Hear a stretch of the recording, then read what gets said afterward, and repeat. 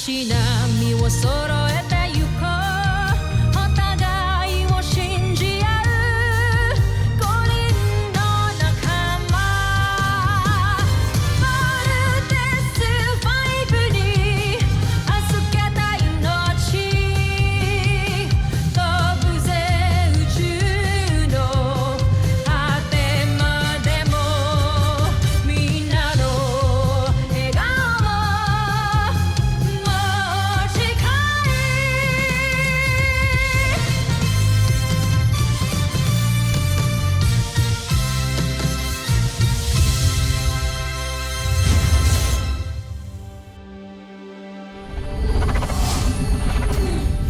Ang nakaraan sa Voltus 5 Legacy. Wala pa rin bang suspect sa bumorel kay Jamie? Ongoing pa ring investigation. Pero kasi wala namang kasama si Jamie nung nakita siya ni Anad sa gym that time. Sa gym lang walang power. I can't lose you. I kept pushing you away. Not because hindi kita gusto. Pero kasi natatakot ako eh.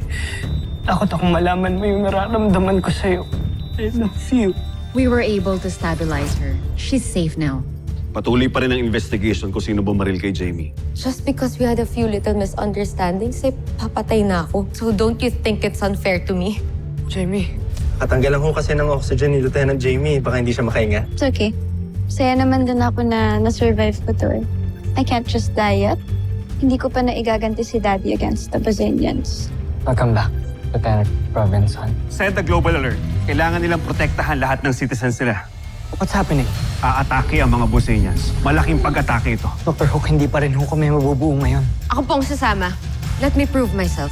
Pero wala kang experience ilipad ang Voltlander. Ako ang sasama sa kanila. Simula na ng pag-angkin natin sa planetang Terra Air 2. Tikman niyo ang bangis ng aming ikakalat na mikrobyo sa inyo. Team, get ready to engage. You know what I'm going to say. Si Voltus 5, hindi mawari. Pero sigurado magtatagumpay pa rin naman tayo, hindi ba? Hindi kinakaya ng mga mikrobyo ang matinding init. Ang matinding init, dulot ng pagsabog ng ating mga sasakyang pandigma, Joffrey. Homesuck! Jamie, okay ka lang? Please naman, hindi ka pa fully recovered. Okay lang ako, Steve.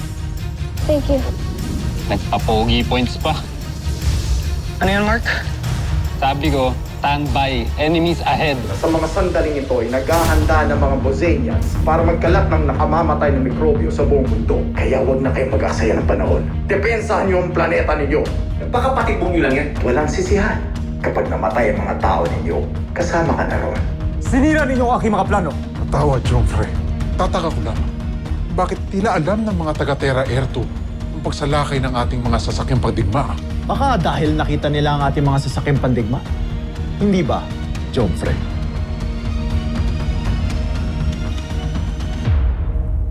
Bumalik sa kastilyo!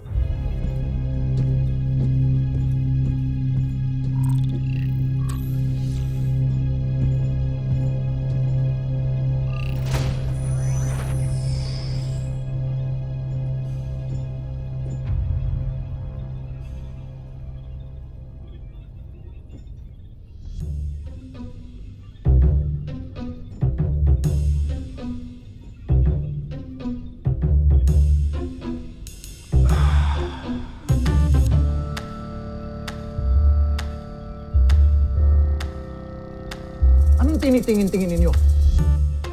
Ha?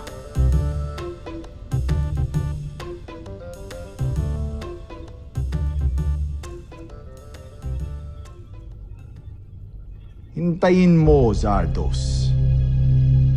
Ako mismo ang lilipon sa mga tao at sasakop sa Terra Air 2.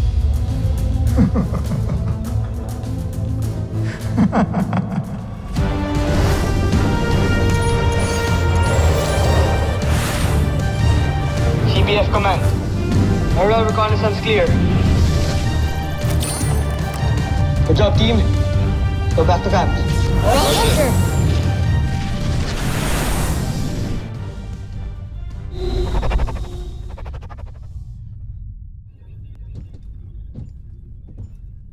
Joffrey. Anong kailangan niyo sa akin, mga inutil?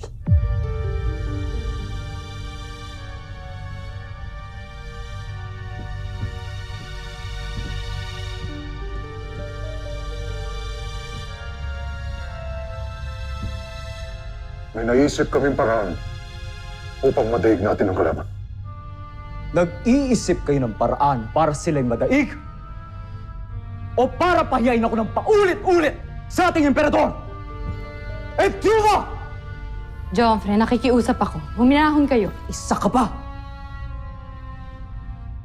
Batid ninyo ng ating lahi ay higit na makapangyarihan kesa sa mga taga-Terra Ertu. Ngunit ano nangyari? Paulit-ulit tayong natatalo. Kamakailan, nahuli ng mga taga-Terra Ertu si General Watson. Ang traitor na general na yun. Sa aking palagay, siya nagbigay ng mga impormasyon sa ating kalaban tungkol sa atin. Tapos ngayon, gagawa kayo ng paraan? Tigilan nyo na. Sigurado kung hindi tayo magtatagumpay. Joffrey, hayaan niyo muna kami ni General Draco na sabihin sa inyo ang aming susunod na plano. Ito ay tungkol din kay General Watson na sa tingin namin ay nasa kampo pa rin ng ating mga kalaban. Pagod na ako sa inyong mga pangako.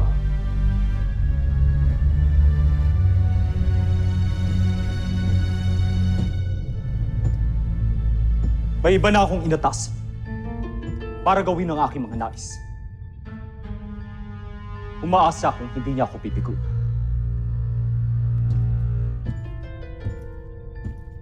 Sino ang iyong tinutukoy? Umanat. Si General Oslak ba to? Oslak!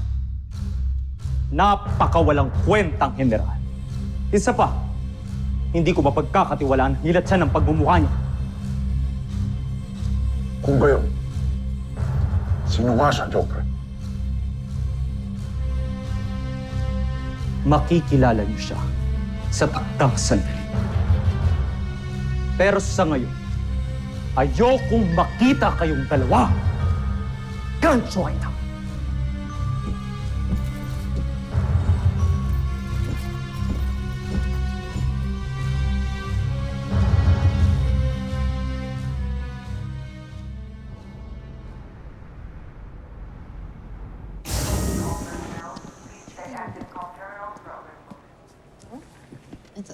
Eva, Steve, it's really nice to see you. What brings you here? buti nakita kita. Gusto lang kitang tanungin kung nagbago na ba yung decision mo. Decision? About what? Attempted murder on Jamie.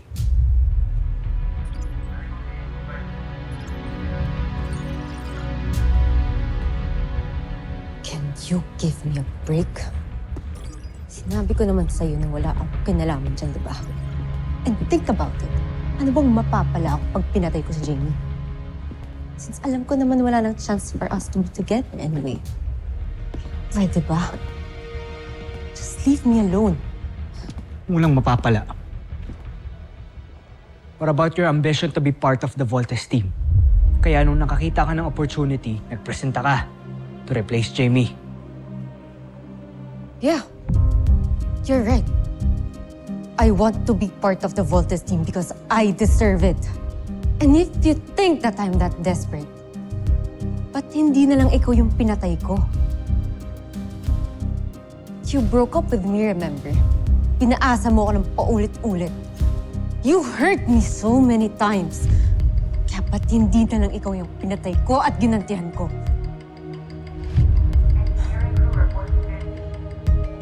See? Kaya pwede ba?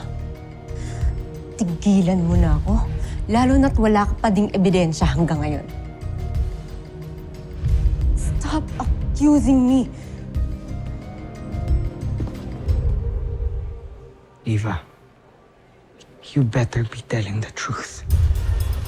Or else, hindi ako magsisisi to have you court-martial.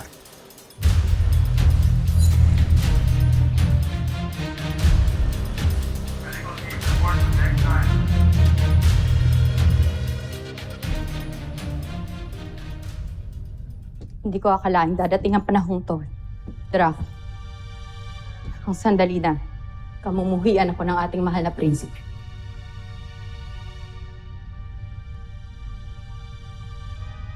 Tila nga'y Tuluyan nang nawalan ng tiwala sa atin si Jupiter. Sa ating dalawa. Hindi ko mapapatawad ang aking sarili. Nabigo na naman natin siya, Draco. Sapagkat ipinangako ko sa aking sarili na tutulungan ko siyang tuparin ang lahat ng kanyang iniibig, pinag-uutos, kasama na doon ng tagumpay na ibabahagi niya sa Busan na nararapat lamang niyang makamtan. Ngunit sa pagkakataong ito, siguro nga ay tama ang sinabi niya. Tayo ay mga inutil. Mga inutil na hindi makakatulong sa kanya. Hindi. Hindi. Hindi, Rosana. Huwag kang panghinaan ng loob. Nararapat nga eh. Lalo natin paghusayan ang ating ginagawa upang magtagumpay tayo sa ating misyon. Ngunit meron na siyang ibang pinagkakatiwalaan, Draco.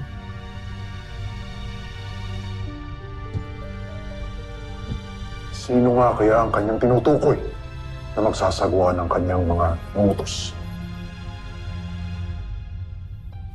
Marahil na ang dapat itanong ay kung tama nga ba na pagkatiwalaan siya ng ating prinsipe kaysa sa atin?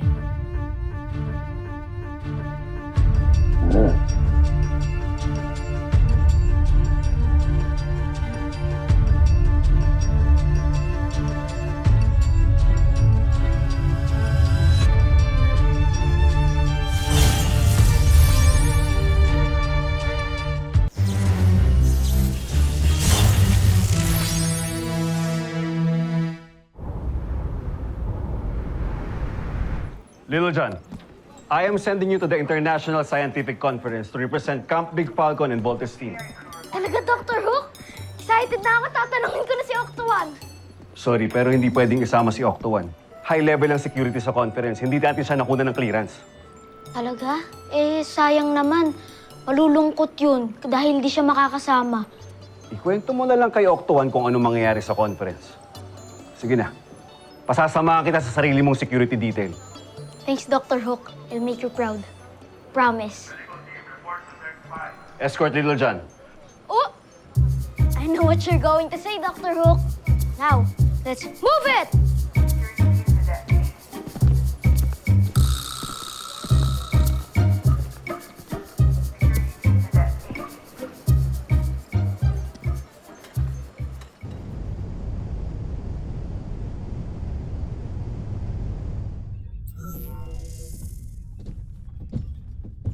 Joffrey.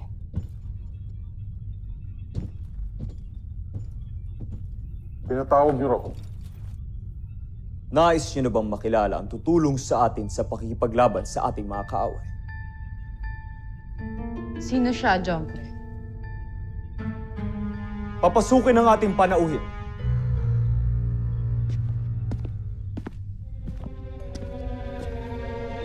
Joffrey. Malugod na pagbati sa ilang magigiting na general ng Bozan.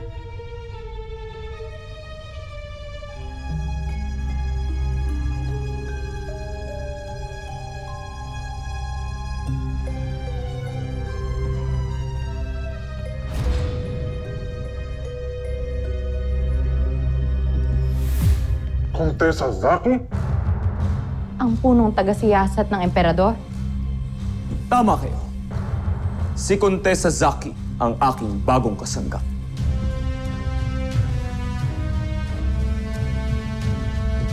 Umaasa kung hindi mo ko bibiguin.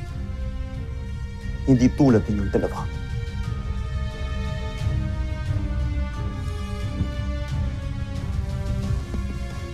Totoo, Prinsipe Zardos. Hindi kita talaga dapat bibiguin. Lalo't nandito ako dahil inip na ang ating mahal na emperador sa inyong mga kabiguan dito sa Terra Ertu. Isang napakaliit na planeta, ngunit palagi kayong nabibigo. Nadadaig ng mga walang saysay na nilalang. Tigilan mo ang iyong pangungutya.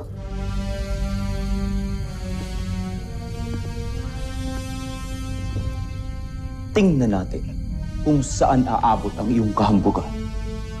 patunayan mo sa akin na ikaw ang karapat dapat kong pagkatiwalaan kaysa sa aking mga general. Ngayon, ilabas mo ang sinasabi mong dadaig kay Voltes 5. Ngayon din, Prinsipe Zardos.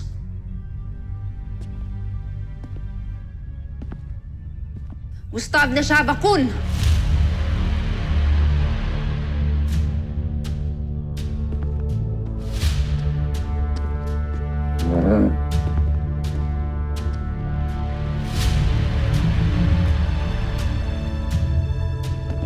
Ang kambal na madirigma, si Arisa at Takeo.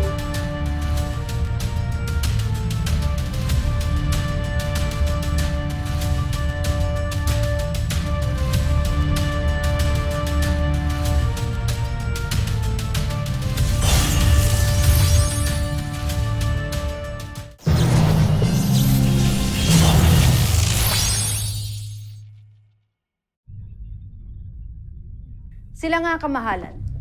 Ang kambal na mandirigma na siyang magdadala sa atin ng ating tagumpay dito sa Terra Ertu. Mula sa pagiging magigiting na kampyon sa pinakamamahal nating Buzan, isinama ko sila dito dahil naniniwala ako sa kanilang kakayahan. Lalo pat, wala pang mandirigmang nakakatalo sa kanila mula sa ating planeta. Kaya tiwala ako na magiging kampyon sila hanggang dito sa Terra Ertu.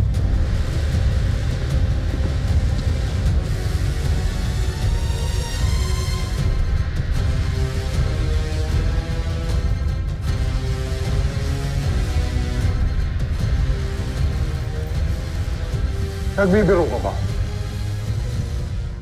Itong dalawa ang itatapat mo kay Voltes 5? Hindi ka lang pala kirat, General. Kundi bingi rin. Hindi ba't yun ang sinabi ko ngayon lang? Mawalang galang na, ngunit ikaw yata ang naman. Sa tingin mo may laban ng dalawang to kay Voltes 5? Mawalang galang na, General. Ang ibig kong sabihin... Mawalang galang lang din. Ngunit wala talaga silang laban sa Voltes 5. Jomfre, hindi yata alam ni Contessa na ilang beast fighter na ang pinantapat natin sa Voltes 5. Mga beast fighter na malalaki, matataas, malalakas, makapangyarihan, at matitikas. Na may iba't ibang kakayanan. At pati na rin armas, pati na puwersa na akala namin ay tatalo sa Voltes 5. Ngunit sa huli, kami pa rin ay nabibigo, natatalo, at napapahiya.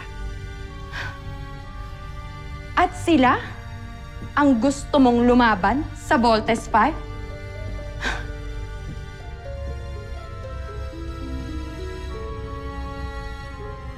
Eh, baka sa simula pa lamang ng kanilang pag-aarap ay mamatay na itong dalawang to. Pagtatawanan lamang tayo ng ating mga kalaban. Kahangalan. May katwiran ng aking mga general. Maging ako mismo, hindi ako makapaniwala na ang mga mandirigma na mula sa lahi ng mga alipin ang ipapadala mo sa akin. Huwag niyo muna silang husgahan, Prinsipe Zardos. Bagkus, pagbasdan niyo kung gaano sila karahas makipaglaban. Mga kawal, sa aking hudyat, sugurin ninyo ang aking kambal na mandirigma. Prinsipe Zardos, isa itong kahangalan. Hayaan mo sila, Traf. Naaaliw ako sa kanila.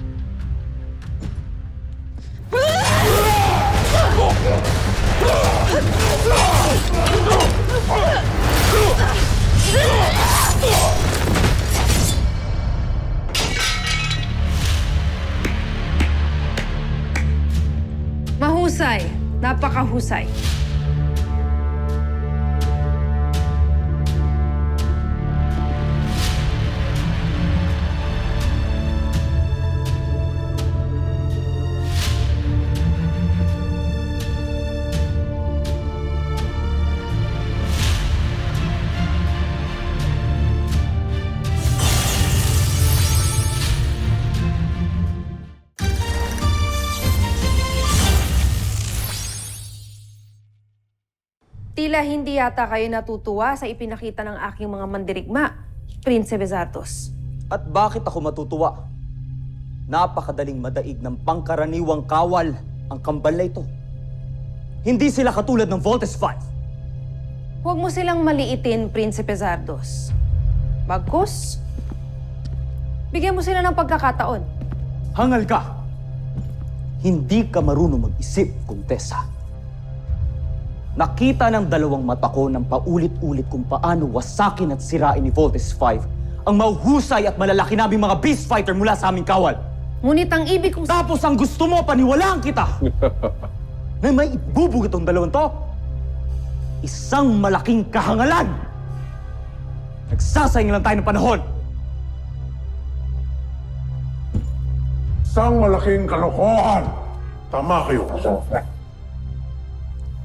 Kung ako sa'yo, Kontesa, bumalik ka na sa busa. Hindi ko nais mapahiya muli sa ating emperador.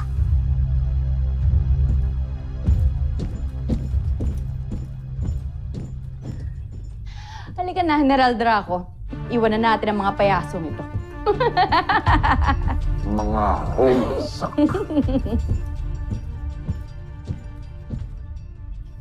Kontesa, maaari ba ako magsalita?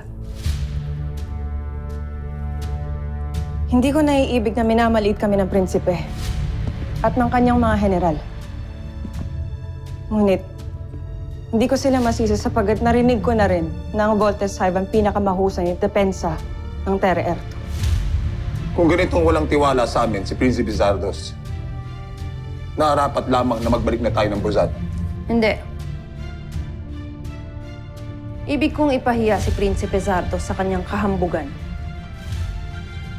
Ibig kong ipaalam sa ating mahal na emperador na wala talagang silbi si Prinsipe Zardos dito. At ako lamang ang dapat niyang pagkatiwalaan.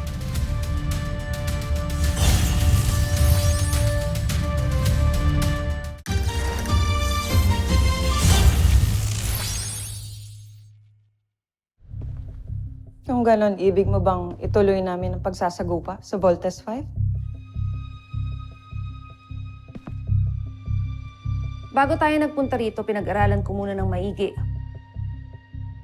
ang pakikipaglaban nila Prinsipe Zardos sa mga Voltes 5. Batid kong nagulantang siya na merong malakas at matibay na tagapagtanggol ang mga taga Terra Erto, kung kaya't hindi na siya nakapag-isip ng iba pang opensiba. Kaya kinalaban na lamang niya ang Voltes robot. Ngunit, iba ako kay Zardos. May naisip akong ibang taktika upang manalo tayo laban sa mga taga-Terra Erto. At ano ang taktika na ito, Kontesa? Yun na nga ang gusto kong sabihin sa kanila kanina pa, ngunit hindi nila ako pinakikinggan. Sa halip na kalabanin natin ang Voltes robot, haharapin natin ang mga tagalupang piloto na kumokontrol sa kanilang armas. Naniniwala ako na sila Steve Armstrong ang magiging susi natin para magtagumpay ako laban kay Zardos at sa mga taga-Terra Erto.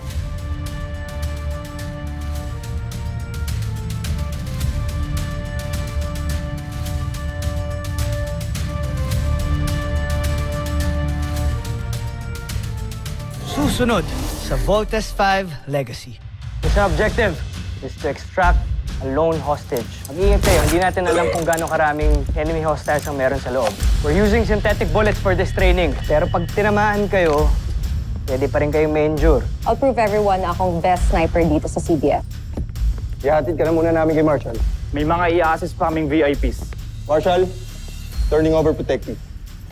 Peter John! Peter John! Hi! Peter John! Bawal kayo rito.